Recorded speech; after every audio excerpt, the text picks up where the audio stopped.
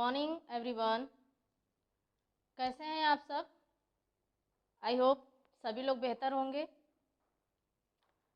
Today I will be going to discuss about the pronoun part second. आज हम pronoun के part 2 को discuss करने जा रहे हैं। आपको मतलब सेकंड वीडियोस है हमारी, ये सेकंड वीडियो है जिसमें हम प्रोनाउन के बारे में बताएंगे। आज की हमारी जो टॉपिक्स है different between possessive adjective and possessive pronoun. हम आपको ये डिफाइन करेंगे आज कि पजेसिव प्रोनाउन क्या होता है और पजेसिव एडजेक्टिव क्या होता है। ये बहुत ही मोस्ट इम्पॉर्टेंट टॉपिक्स होती है, इसमें बहुत सारे कन्फ्यूजन्स होते हैं। इसके कुछ हम एक्सेप्शंस भी देखेंगे जो अपवाद के रूप में दिया गया है, और भी सारे इट्स के यूजेस देखेंगे कि इट्स को हम कहाँ कहाँ पे यूज करते हैं एज ए प्रोनाउन। तो आज की हमारी जो टॉपिक है बहुत ही महत्वपूर्ण होने वाली है गाइस। हमको ये समझ में आ रहा है कि अगर आप लोग इसको थोड़ा सा आप लोग डीपली समझने की कोशिश करेंगे तो ज़रूर आप समझ पाएंगे कि इस वीडियो में आपको कितने हेल्पफुल या कितने इम्पोर्टेंट टॉपिक जो है आपको दिया जा रहा है। तो मुझे पूरी उम्मीद है कि आप लोग वीडियो को पूरा वॉच करेंगे, पूरा देखेंगे और इस टॉपिक से कुछ ज़रूर सीखेंगे। तो without any delay let's begin. हम बिना कोई देर किए हुए अपने टॉपिक को स्टार्ट करते हैं। तो चलें, आइए देखिए। पहला है आपका एग्जाम्पल्स। पहला एग्जाम्पल है different between possessive adjective and possessive pronoun. तो इसमें पजेसिव एडजेक्टिव और पजेसिव प्रोनाउन हम कल ही पढ़ चुके थे। आपको चार्ट में हमने दिखाया था कि चार्ट में क्या है, ठीक है। चार्ट में हमने आपको ये बताया था कि जब हम पजेसिव एडजेक्टिव पजेसिव प्रोनाउन का यूज करते हैं तो वो एकदम सेंटेंस के लास्ट में आता है, यानी कि पजेसिव प्रोनाउन के बाद कोई ऑब्जेक्ट नहीं होते हैं। लेकिन जो पजेसिव एडजेक्टिव होते हैं जब हम उनका यूज करते हैं तो उसके बाद नाउन या ऑब्जेक्ट आता है, ये कंपलसरी होता है, ठीक है।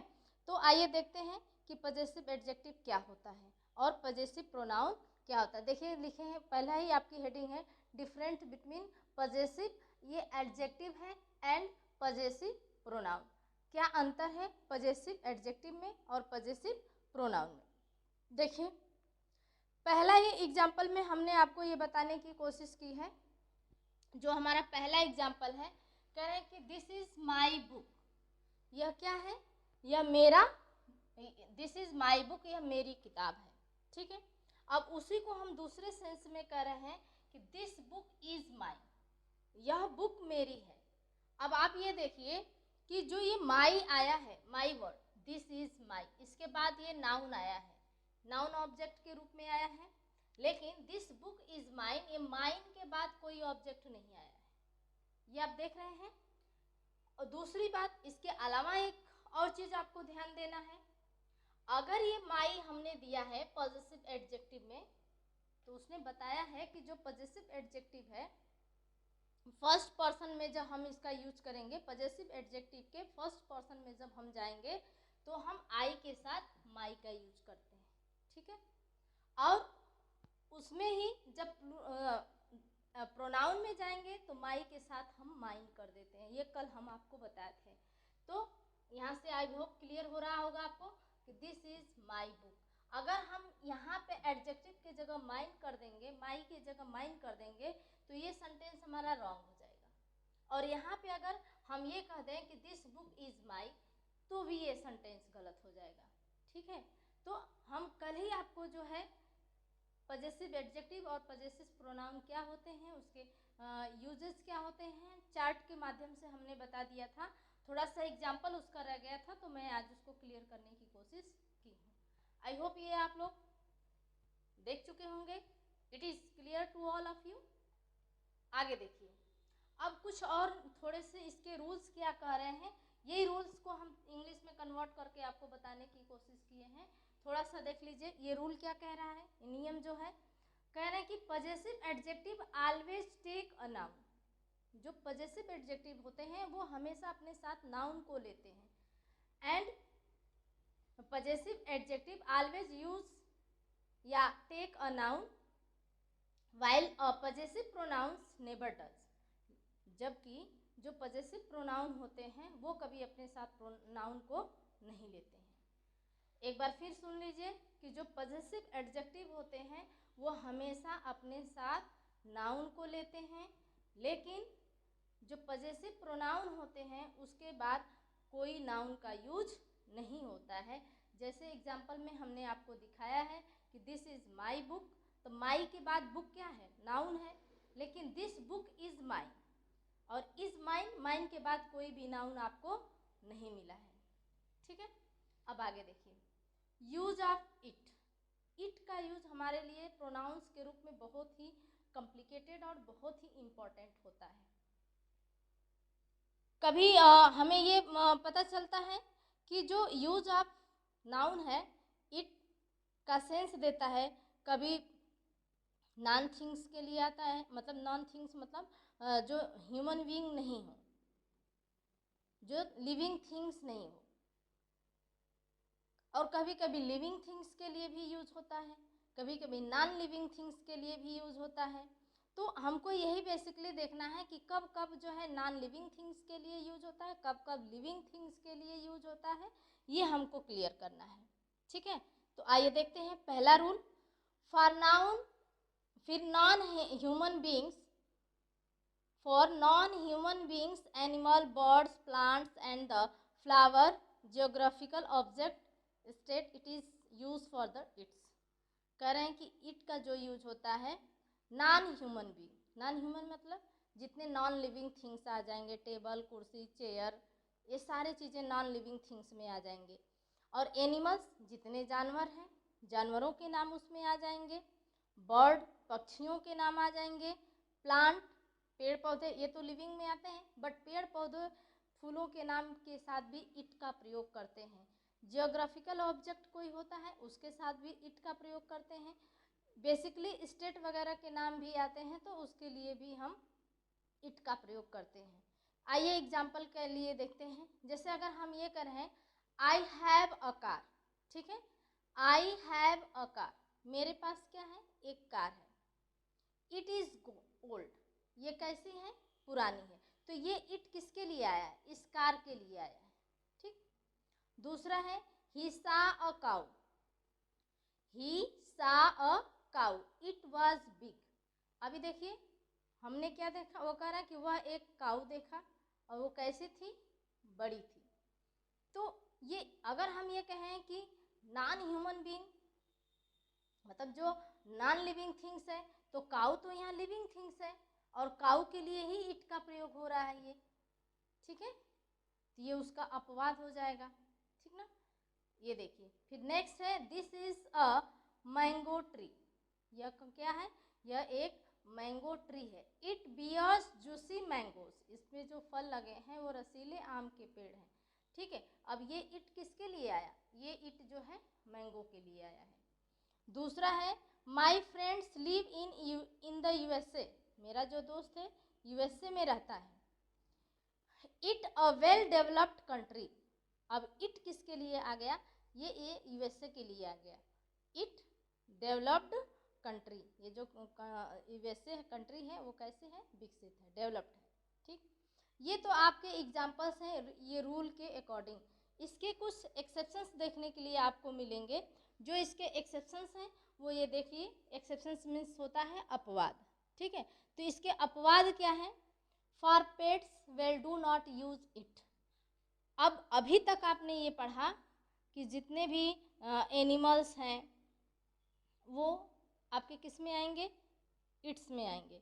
लेकिन जो पेट एनिमल्स होते हैं, जो पालतू जानवर होते हैं जिसे पाला जाता है, उसके लिए हम इट का प्रयोग नहीं करेंगे। उसके लिए किसका प्रयोग करेंगे, उसके लिए सी और ही का ही प्रयोग करेंगे।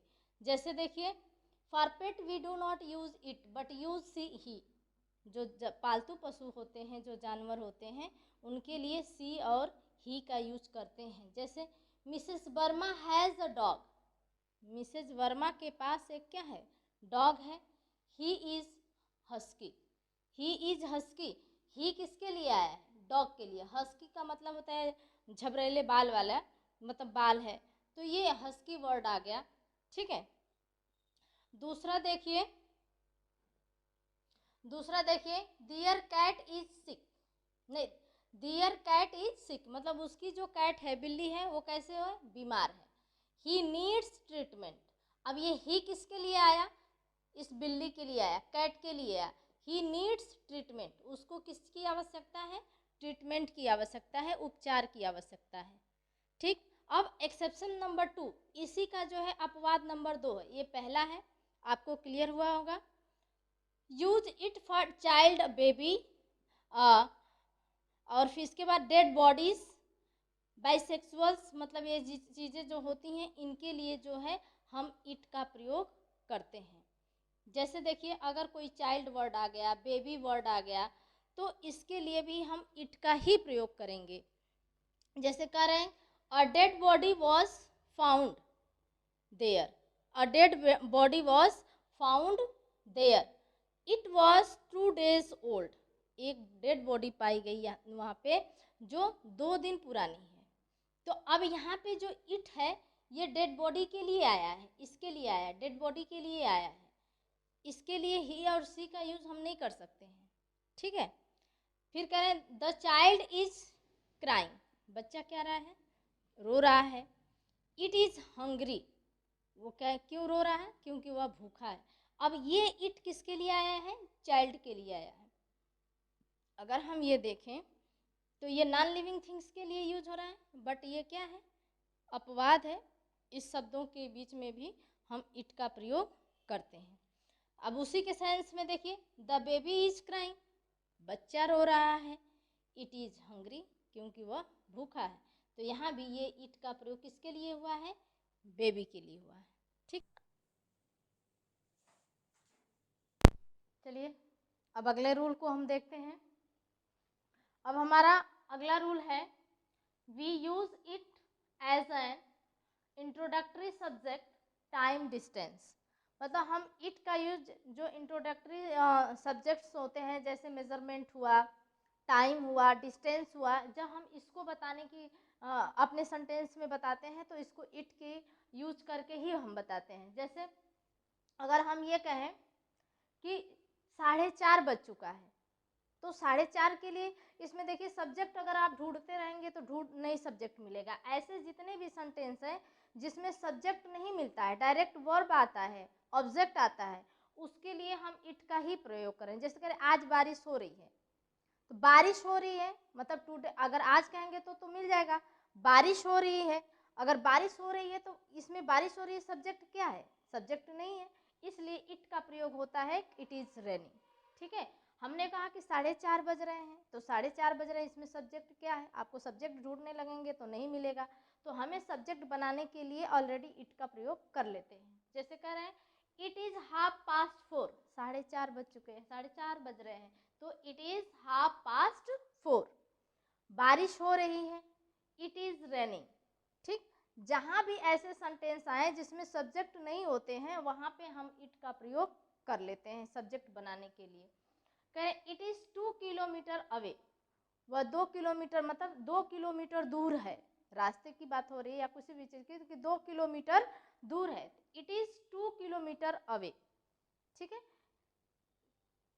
I hope it is clear all of you, सबको क्लियर हुआ होगा।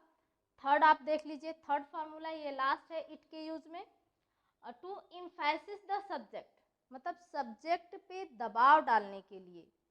सब्जेक्ट पे जब कोई दबाव डाल करके किसी बात को कहा जाता है तो ये वहाँ पे भी हम इट का प्रयोग करते हैं। जैसे मान लीजिए अगर हम ये कहें हम ही हैं जो आपको इंग्लिश सिखाए, मतलब हम ही हैं जो इंग्लिश आपको सिखाए, तो ये हम क्या कह रहे हैं? मतलब एक अपनी सब्जेक्ट पे एक दबाव डाल के अपनी ये बातों को हम एक प्रेशर करके हम ये कह रहे हैं कि हमने ही ये किया है, हमारी वजह से ही आप इंग्लिश सीखे हो।